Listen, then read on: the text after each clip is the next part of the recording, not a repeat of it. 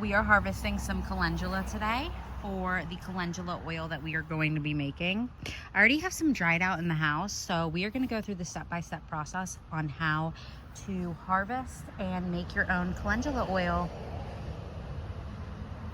I just take my finger like that and pinch it just to get it right off.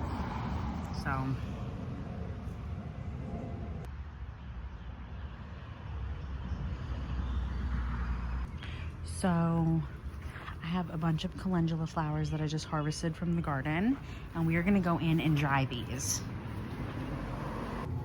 So we have a couple fresh ones that we're about to start drying right now.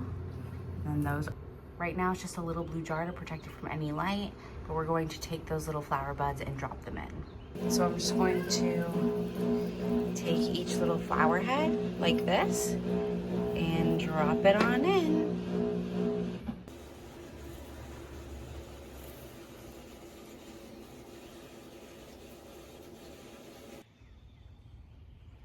So you probably can't tell that this jar is filled with calendula flowers, but it is filled to the brim, and we are going to fill it with olive oil.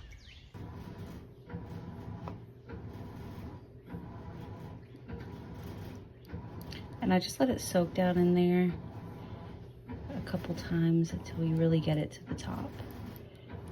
And after 4 to 6 weeks, now you can enjoy the wonderful benefits of calendula oil.